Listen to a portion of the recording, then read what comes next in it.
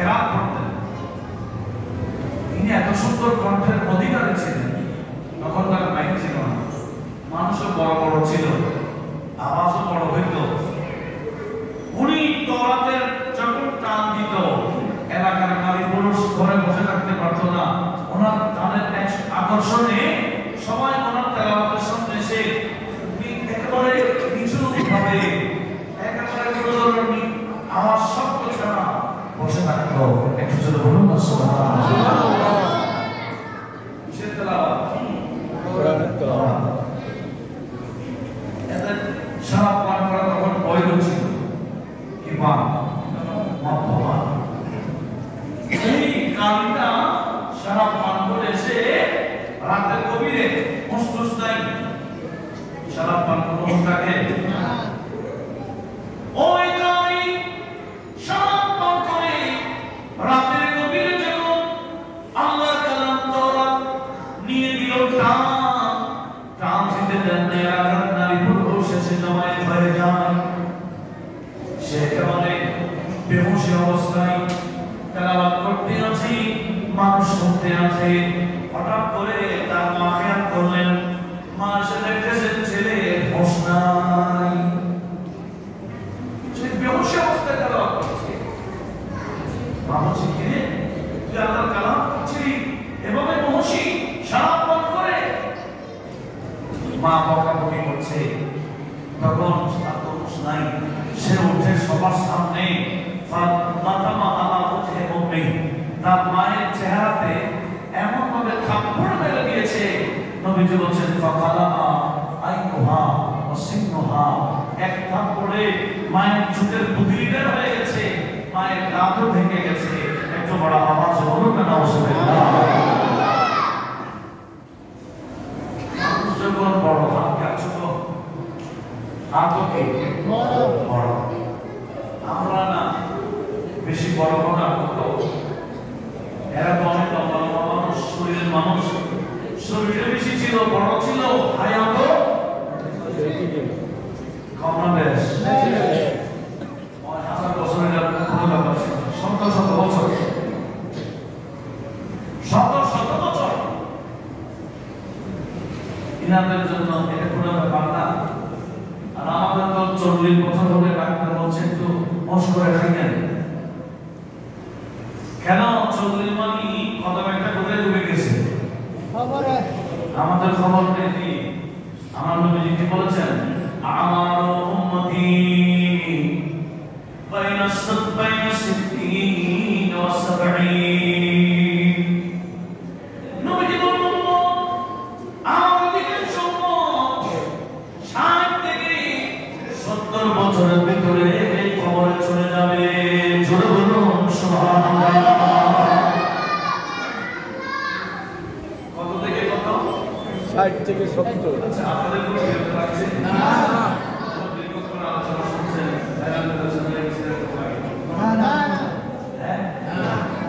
নবীজি কি বললেন, আমার উম্মতি বাইনা 60 ওয়া 70।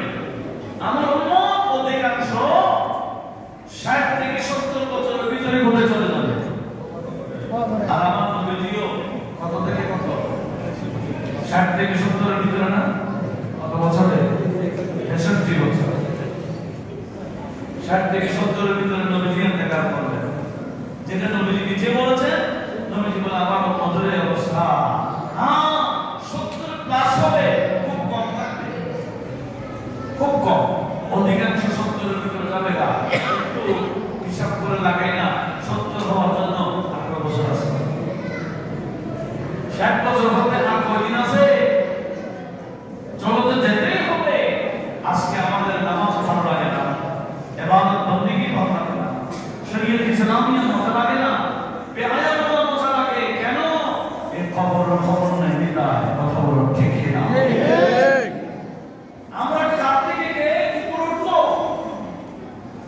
বিল্ডিং অনেক উপরে কার থেকে তারা বাড়াবো, লিফটের মাধ্যমে আমরা সেই প্রতিযোগিতা করতেছি।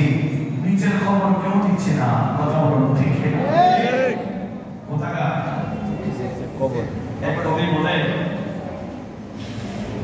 এই খবরস্থানে গেলে আমার মালিক আর রিক্সাওয়ালা পার্থক্য আছে? আছে মনে হয়। কামারওয়ালাদের কবরস্থান আলাদা, বিশাল বিশাল মশাদ যারা করেছেন, বিল্ডিং যারা করেছেন, কোটি কোটি টাকার মালিক হয়েছেন, এনাদের কবর আর গরিব মিসকিনের কবর কি আলাদা? এটা মাকবারাতুল কেনা, এটা মাকবারাতুল ফুকারা, এরকম কোন আলাদা আছে? সব একটা এক সমান। কবি সেটাই বলেছেন, মাহলুম মে রহনে ওয়ালে, মাহলুম মে রহনে ওয়ালে, মট্টি মে সো রহে হ্যায়। যারা বড় বড় মহলে ছিল এরা কোথায় শুয়ে আছে? মাহলুম মে রহনে ওয়ালে, মট্টি মে সো রহে হ্যায়, শাহ গদা यहाँ एक साथ सो रहे हैं, दोनों हुए बराबर, दोनों हुए बराबर, ये मौत का असर है, तय कर रहा है जो तू, दो दिन का ये सफर है, दुनिया के मुसाफिर, मंजिल तेरी खबर है, तय कर रहा है जो तो, दो दिन का ये सफर है। একটু চলুন খালাস, রিজিক শেষ, এখানে থাকার অনুমতি যত কোটি অর্জন করুন, সব কোটি ব্যাংকে, যত বিশাল টাওয়ার করুন, টাওয়ারের জায়গায় টাওয়ার দাঁড়িয়ে থাকবে, কিন্তু আমাকে সেই অন্ধকার কবরে চলে যেতে হবে। কিন্তু অধিকাংশ মুসলমান সেই কবরের কোনো প্রস্তুতি নাই। কথা বলুন ঠিক কিনা? আজকে মরহুম আব্দুল শেখ আহমদ সাহেবের ইসালের সমাজ থেকে আজকে ওনাকে স্মরণ করা হচ্ছে। 4 বছর আগে উনি দুনিয়াতে ছিলেন, ঠিক কিনা? 4 বছর আগে দুনিয়াতে ছিলেন, এখন কোথায়? একদিন এমন হবে আমরাও সে কবরে, তবে আমাদেরকে এমন পরিবেশ করে যেতে হবে যাতে আমাদেরও স্মরণ করা হয়। কথা বলুন ঠিক কিনা? আমাদের যোগ্য সন্তান রেডি করতে হবে, যে সন্তান মা বাবার জন্য দোয়া করবে, ঈশানের সওয়াব করবে, দোয়া খেরাত করবে, এরকম সুসন্তান রেডি করে যেতে পারা, এটাই বড় কামিয়াবি। একটু জোরে বলুন সুবহানাল্লাহ। আল্লাহ আমাদেরকে সেভাবে ব্যবস্থা নেওয়ার তৌফিক দান করুন। আমিন। কথা বেড়ে যাচ্ছে, কি করবো একটু লক্ষ্য করি।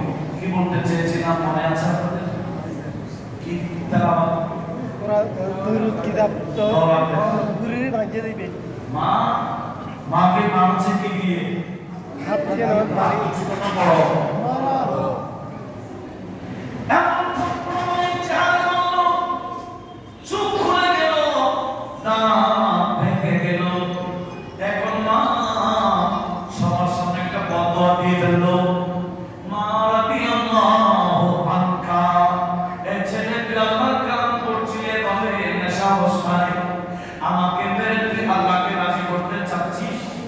আমি তো বদদোয়া দিয়ে দিলাম, আল্লাহ তোর উপর নারাজ হয়ে যা। জোরে বলুন নাউজুবিল্লাহ। এটা ভালো দোয়া না খারাপ দোয়া? ভালো দোয়া।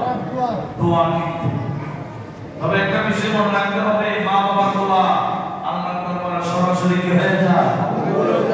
দোয়াটা ভালো হলো কবুল, আমরা কি ভালো দোয়া চাই না খারাপ দোয়া চাই? ভালো দোয়া চাই।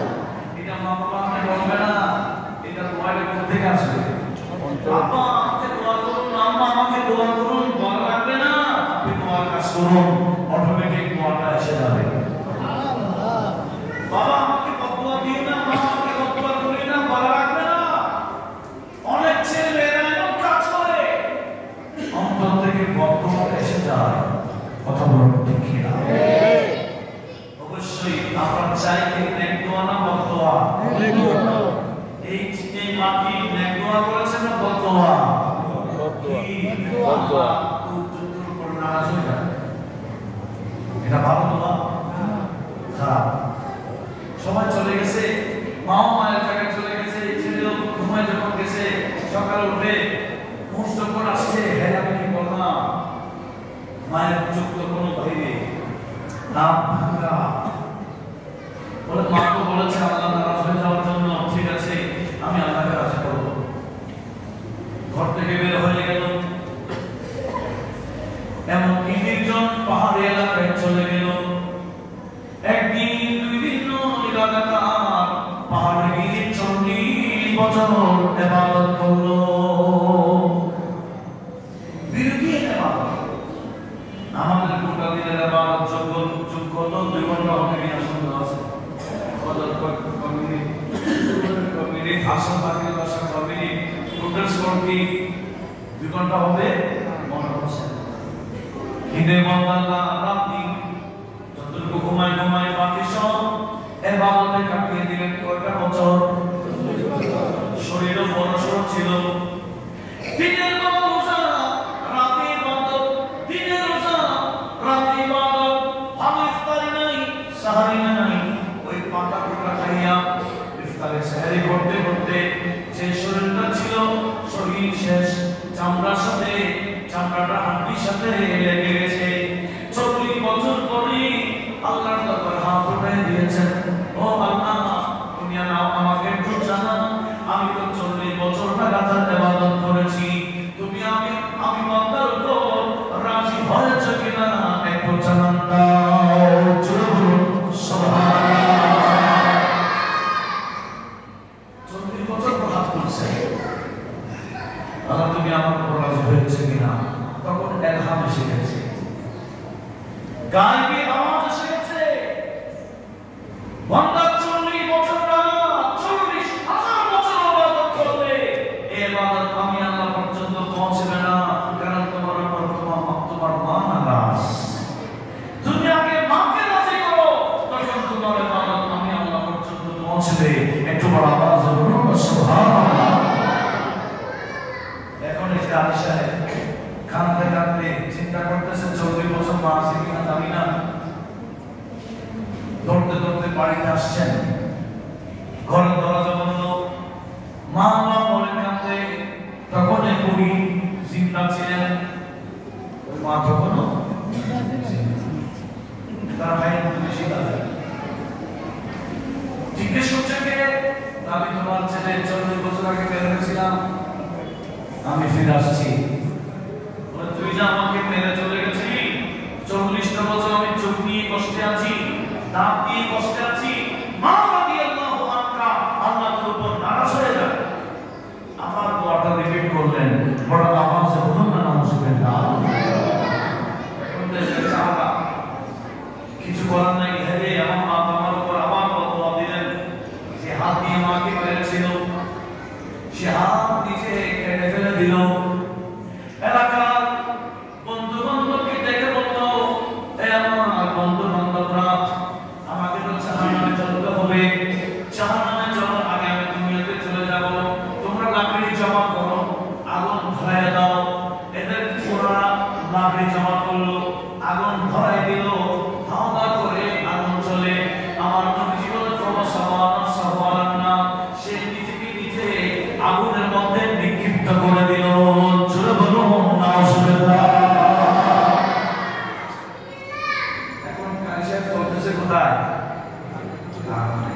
আগুন কি সামান দিবে? আগুনের কাজ কি?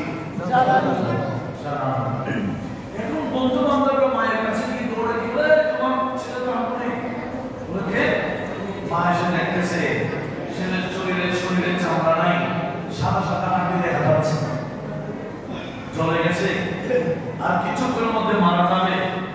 মা সহ্য করতে পারে নাই, ছেলে যখন আগুনে জ্বলে যাচ্ছে, মা 2 চোখের পানি ফেলে চিৎকার দিয়ে কেঁদে উঠে বললো, ঠিক আছে আমার ছেলে, তুই আগুন থেকে বেরিয়ে আয়, আর আমি তোর জন্য দোয়া করে দিচ্ছি, রাদিয়াল্লাহু আনহা, আল্লাহ তোর উপর রাজি হয়ে যা।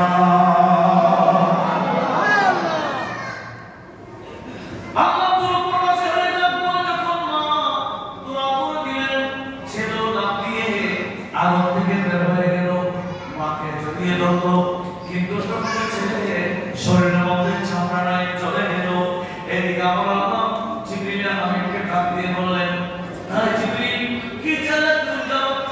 আমি আল্লাহ তুমি জিবরিলকে যে দাওয়াত দিয়েছি, তোমার কাজ হবে ডানা দিয়ে আমার বান্দার শরীরে মালিশ করে দেওয়া।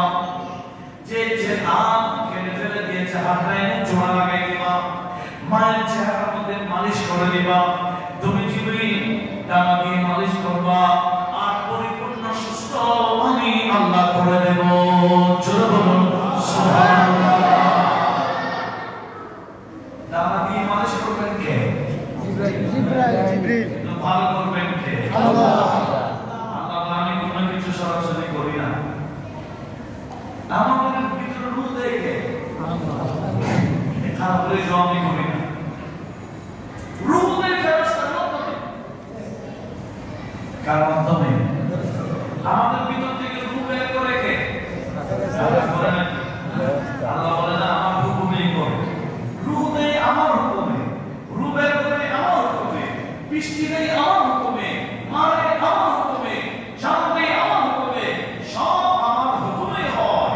কিন্তু আমি সরাসরি কিছুই করি না, আমি আমার বান্দার মাধ্যমে করাই। সাহায্য আমি করি না, আমি সাহায্যের জন্য বান্দারা কি করেছে? সাহায্য করতে আল্লাহ বলে না আমি করি না। হাদিসে পাকে কি আছে জানেন? আমার নবী কি বললেন? ইদাম ফালাকাত তাফাতু আহাদিকুম বিমাইদানিন ফুরাতিন ফালিনাদি ইয়া ইবাদাল্লাহি আহসুহু আলাইয়া ইয়া ইবাদাল্লাহি আমিনুনি। জোরে বলুন সুবহানাল্লাহ। একটু লক্ষ্য করতে এমন ভাবে আমরা সমুদ্রটাকে অপূর্ব শোনাতে পারি। নবীজি বলছেন, বান্দা উম্মাহ, তুমি এমন একটা জায়গায় গেছো যেখানে কেউ নেই, তুমি ঘোড়া নিয়ে যাচ্ছ, হঠাৎ করে ঘোড়া তোমার হাত থেকে পালিয়ে গেছে। আচ্ছা, আমরা কেউ কি ঘোড়ার সাথে দৌড়ে সুযোগ দিতে পারবো না? ঘোড়াকে ধরা যাবে না। নবীজি বলছেন ঘোড়া তো পালিয়ে গেছে, এখন তুমি কি করবো? ও আল্লাহ, আমার ঘোড়াটা দাঁড়িয়ে ধরিয়ে দাও, এরকম বলবা? ও আল্লাহ, আমাকে সাহায্য করো, আমার ঘোড়া ধরিয়ে দাও। নবীজি বলেন না, আল্লাহ কিছু বান্দা রেডি আছে, আল্লাহ কিছু বান্দা আছে তাদেরকে দেখা যায় না, আমার আল্লাহ তাদেরকে বানিয়েছে শুধু এই কাজগুলো করার জন্য। কোন বান্দা সমস্যা বললে সমস্যার জন্য সমাধানের জন্য ডাক দিলে আল্লাহ ওই রেডিকৃত বান্দাগুলো এসে যায়। এদেরকে বলা হয় জাদুল গায়েব। এমন কিছু ওলি আছে তাদেরকে দেখা যায় না, এদের ডিউটি হচ্ছে আল্লাহর বান্দারা মুসিবতে পড়লে সাহায্য চাইবে, ওনারা কি সাহায্য করবে। তো মূলত ওনাদের সাহায্যকারী বানাইলো কে? আল্লাহ। আজকে এই সমস্ত হাদিসের স্টাডি না থাকার কারণে কথাই করে বলা আল্লাহ ছাড়া কারো থেকে সাহায্য চাইলেছি। আরে ভাই, আল্লাহ থেকে সাহায্য, আল্লাহ থেকে সরাসরি কে সাহায্য চাইবে? আল্লাহ সাহায্যকারী বান্দা বানিয়েছেন। ওদিকে আমার আল্লাহ চাইলে মুহূর্তের মধ্যে ছেলেটাকে ভালো করে দিতে পারতেন, মাকেও ভালো করে দিতে পারতেন, কিন্তু পাঠাইছেন কাকে? আর কিছু বলেন না। একই ধরনের কোরআন শরীফ যখন খুলবো সূরা মারিয়াম, সেখানেও দেখবেন আমার আল্লাহ জিবরিলকে পাঠাইছেন হযরত মারিয়ামকে সন্তান দেওয়ার জন্য। কাকে? ঈসা আলাইহিস সালামকে বলা হয় আল্লাহর রূহ, রূহুল্লাহ। আমরা লক্ষ্য করব ঈসা আলাইহিস সালামের উপাধি কি? রূহুল্লাহ, মানে আল্লাহ। ফুক কি আল্লাহ দিয়েছে? ফুক আল্লাহ দেয় নাই, ফুক দিয়েছিল জিবরিল। কিন্তু ওনার নাম রূহ জিবরাইল না, ওনার নাম হয়ে গেছে রূহুল্লাহ। কেন? আল্লাহ বলে ফুক যদি জিবরিল দিয়েছে, কিন্তু ফুকটা দেওয়ার জন্য জিবরিলকে আমি পাঠাইছি। সুবহানাল্লাহ। হুকুম আমার ছিল।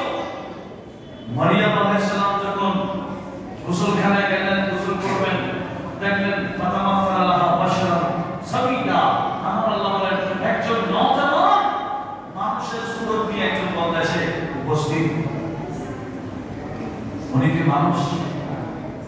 এমনি মানুষের সুরত করেছে, তুমি কিন্তু কিনা অসৎ ছিলেন না। আল্লাহ বলেন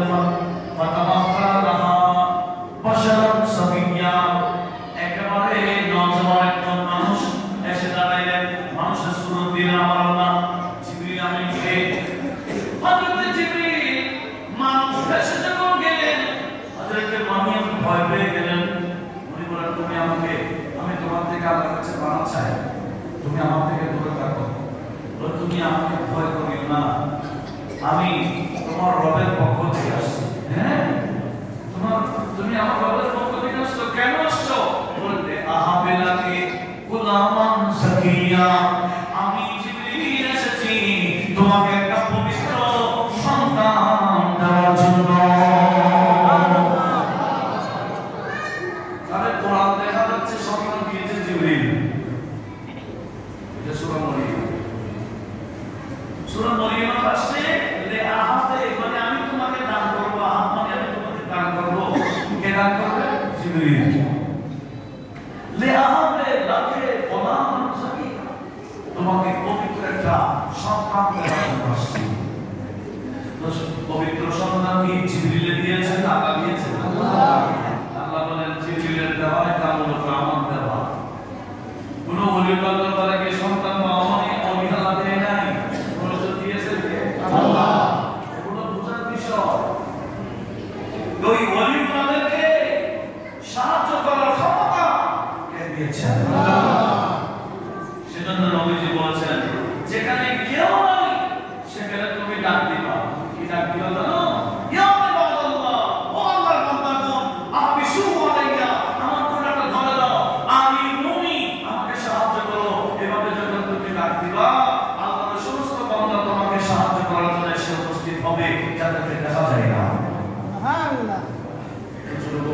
সুবহানাল্লাহ। সেজন্য আল্লাহ এখন তো হজের মৌসুম, মাকে নিয়ে হজে যাচ্ছে, তখন কি এরকম এয়ারপোর্ট ছিল? হ্যাঁ, এটা যাচ্ছে, তখন তো এগুলো এয়ারপোর্ট ছিল না। মুম্বাই থেকে কোথায় যেত? জিদ্দা যেত। সেজন্য অনেক সময় মুম্বাই থেকে অনেক হাজি ফেরত চলে আসতো, সেজন্য ওনাকে মুম্বাই আসতো। কেন? মুম্বাই থেকে ওনারা জাহাজ উঠতে পারতো না, গিয়েছিল কোথায় যাবে? হজে যাবে, মক্কা শরীফ, মদিনা শরীফ, জিদ্দায় নামবে, কিন্তু জাহাজ পায় নাই, মুম্বাই থেকে ফেরত আসছে, সেজন্য নাম হয়ে গেছে মুম্বাই। এখন তো চিটাং থেকে আপনাদের পাশ থেকে চলে যাচ্ছে এয়ারপোর্ট থেকে, ঠিক কিনা? হযরত মাকে নিয়ে হজে যাচ্ছেন, তখন জাহাজে করে যায়। সমুদ্রের মাঝামাঝি যখন গেল, দেখেন বিপরীতমুখী তুফান চলছে। যে তুফান থেকে বাঁচা কঠিন, যে কোনো মুহূর্তে ডুবে যাবে। এখন নাবিক এলান করে দিয়েছে, হাজিরা একটু আল্লাহর কাছে দোয়া করুন, জাহাজ আমার কন্ট্রোলের বাইরে, যে কোনো মুহূর্তে পানির ভিতরে চলে যেতে পারে। এখন হাজিরা কান্না শুরু করে দিল, কারণ জাহাজ এসে গেছে, কাঁদতেছে সবাই। আর হযরত আমার কাছে গিয়ে দেখেছেন আমাও কাঁদে। বলল, মা তুমি কেন কাঁদো? বলে, কেন নাবিকের কথা শুনুনি? আর হযরত মুস্কি হাসি দিয়ে বললেন, মা টেনশন করিয়েন না, জাহাজ ডুববে না। সুবহানাল্লাহ। যতই কঠিন তুফান হোক, জাহাজ ডুববে না। কেন? বলে, আপনি জাহাজ চলার জন্য নবীজি যেরকম পদ্ধতি বাতিল দিয়েছেন হাদিসে পাকে, আমি সব নিয়ম কানুন পদ্ধতি মেনেই জাহাজে পা দিয়েছি।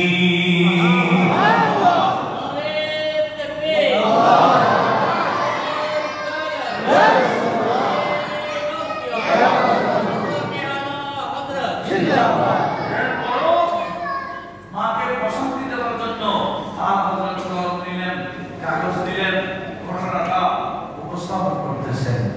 তালা তুমি কশতি पे तूफान गम का ये कैसी हवाएं मुखालिफ चली है। একটু জোরে বলুন না সুবহানাল্লাহ। কশতিটা ডুবতেছে, বিপরীতমুখী কি চলতেছে? तलाक में कश्ती पे तूफान खमका ये कैसी हवाएं मुखालिफ चली है, ये कैसी हवाएं मुखालिफ चली है। न क्यों कर दो या हबीबी आगे सीनी, न क्यों कर दो या हबीबी आगे सीनी, इसी नाम से हर मुसीबत ढली है, उसी नाम से हर मुसीबत ढली है। एक सुनो बोलो या रसूल अल्लाह, किस्ती तो डूबতেছে, বিপরীত মুখী বাতাস চলছে, এখন আপনার থেকে সাহায্য চাওয়ার টাইম এসে গেছে। আমার আকীদা বিশ্বাস আপনি নবীর থেকে সাহায্য চাইলে সাহায্য পাওয়া যায়। এখন আমি হাদিস ইয়া রাসূলুল্লাহ বলে আহ্বান করব না কেন? ইয়া রাসূলুল্লাহ সাহায্য করুন, কথাটা এই মুহূর্তে বলবো না কেন? কেন বলে আপনার নাম জপলে এরকম ডাক দিলে সমস্ত মুসিবত দূরীভূত হয়ে যাবে। কি বলতেছে? না কেউ কর কহো ইয়া হাবিবি আগে सीनी, न क्यों कर कहो या हबीबी आगे सीनी, इसी नाम से मुसीबत ढली है, इसी नाम से हर मुसीबत ढली है। आज অন্তর থেকে কালামটা দেখে যখন তেলাওয়াত করা শুরু করে দিলেন, হঠাৎ করে নবী কালাম ঘোষণা দিয়ে দিলেন, হাজিরা শুকরিয়া আদায় করুন, জাহাজ এখন কন্ট্রোলের ভিতরে এসে গেছে। বাতাসের বিপদ কেটে গেছে, একটু যদি বলুন সুবহানাল্লাহ।